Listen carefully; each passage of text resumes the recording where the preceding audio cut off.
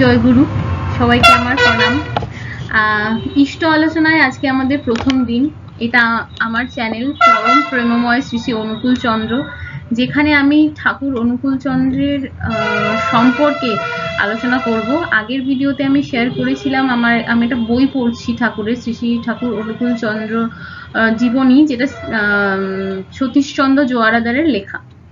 তো সেটারই আজকে প্রথম পর্ব। আমরা পুস্তক বিবরণী যেটা হচ্ছে গিয়ে এখানে বলা হয়েছে পুস্তকের বিবরণীতে যে এই বইটাতে যা লেখা আছে সেটা কোনো ভক্তের ভগবানকে দেখার বা তার গুরুদেবকে দেখার যে ভঙ্গি সেই অনুসারে এই বইটি লেখা হয়নি। এই বইটি জাস্ট লেখা হয়েছে যা যা ঠাকুরের জীবনে ঘটেছে, শ্রী শ্রী ঠাকুরের জীবনে, সেইটাকে যতটা সহজভাবে যতটা সঠিকভাবে তুলে ধরা যায় সেইভাবেই লেখা হয়েছে। এখানে কোনো আলাদা করে ভক্তের কোনো ইনফ্লুয়েন্স নেই। এই বইয়ের লেখার একমাত্র উদ্দেশ্য হচ্ছে জগতের মঙ্গল। আর এই বইটা পাঠ করে শোনানোর উদ্দেশ্য আমার একটাই, যাতে সবাই আরো ঠাকুরের সম্পর্কে জানতে পারে। সেকেন্ড, গুরু সম্পর্কে জানার যে বিষয়টা আমি আগের দিনকে ডিসকাস করছিলাম সেটা এই বইতে লেখা।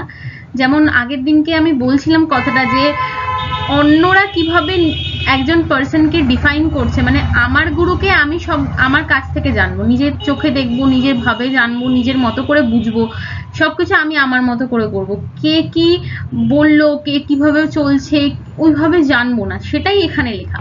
এই যে আমি পড়ে দেখাচ্ছি কথাটা। এখানে বলা হয়েছে যে তাহাকে ভালো রূপে না জানিতে পারলে কেবলমাত্র সেই ছ্যাঁকা সত্য অপরের মুখের ঝাল খাওয়ার মতো জানিয়া প্রায় লোকই তৃপ্তি ও শান্তি লাভ করিতে পারে না। কারণ অন্যরা একরকম ভাবে দেখছে ঠাকুরকে, আপনি হয়তো আরো ভালো করে দেখতে পাবেন তার কথা, তার সম্পর্কে জেনে বুঝে। সুতরাং নিজের জানাটা খুব ইম্পর্টেন্ট। আমি বইয়ের ওই জন্যই নামটা শেয়ার করে রেখেছি। আপনারা চাইলে, আমি তো গল্পগুলো বলবোই, ঘটনাগুলো বলবোই, তারপরে আপনারা আবার সেই বইটাকে কিনে পড়ে দেখবেন। বেশি দাম নয়, দেখলাম লেখা 75 টাকা, তো হার্ডলি এখন 100 টাকা দাম হবে। তো এইটা। তারপরে তাহাকে বাদ দিয়া সত্য প্রচার করা আর শূন্য দেশে দুর্গ নির্মাণ করা একই কথা, মানে যেটা একমাত্র উদ্দেশ্য লক্ষ্য। সদ্গুরু বিষয় অবগত হইয়া তাহাকে দর্শন ও স্পর্শ করিলে তাহার নিকট হইতে একটা হোলি ইনফ্লুয়েন্স অর্থাৎ পবিত্র শক্তি বা স্পিরিচুয়াল ফোর্স কারেন্ট অর্থাৎ চৈতন্য শক্তি ধারা লাভ করা যাইতে পারে। অপরের লিখিত বা বাচনিক শ্রুত সত্য দ্বারা প্রকৃত সত্যিটা সেইভাবে জানতে পারা যায় না, সেই কথাটাই এখানে বলা হয়েছে।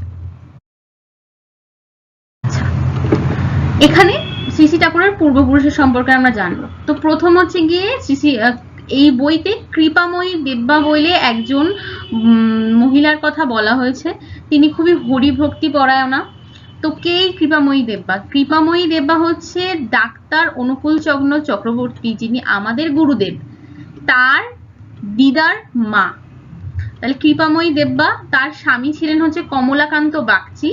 আচ্ছা, তার প্রথম সন্তান কেশব, দ্বিতীয় সন্তান উমা সুন্দরী, তৃতীয় সন্তান হরনাথ, আর চতুর্থ সন্তান হচ্ছে কৃষ্ণ সুন্দরী, যার বিয়ে হয়েছিল রামেন্দ্র নারায়ণের সাথে।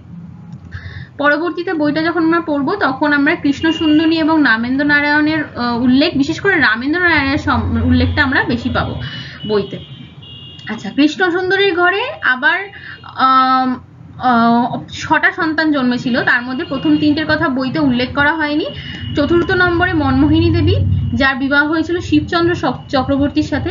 পঞ্চম হয়েছে গোবিন্দমোহন, আর ষষ্ঠে হচ্ছে গিয়ে যোগেন্দ্রনাথ চৌধুরী, যাকে লোহা ডাকে। এখানে আমরা পাবো খুবই সামান্য কিছু পার্টের জন্য আমরা এখানে পাবো পড়ার সময়। আচ্ছা, তারপর মনমোহিনী দেবীর ঘরে, যাকে এই বইতে জননী বলে উল্লেখ করা হয়েছে, তার ঘরে জন্মায় প্রথম ডক্টর অনুকূল চন্দ্র চক্রবর্তী। তারপর দ্বিতীয় প্রভাস, যার ডাকনাম খেপু। তারপর হচ্ছে কুমোদ, যার ডাকনাম বাদল। ট্যাংরা, তারপর সুদিল, নির্মলা, ফাল্গুনী, এইভাবে করে সব কজন নবম সন্তান পর্যন্ত তার ছিল।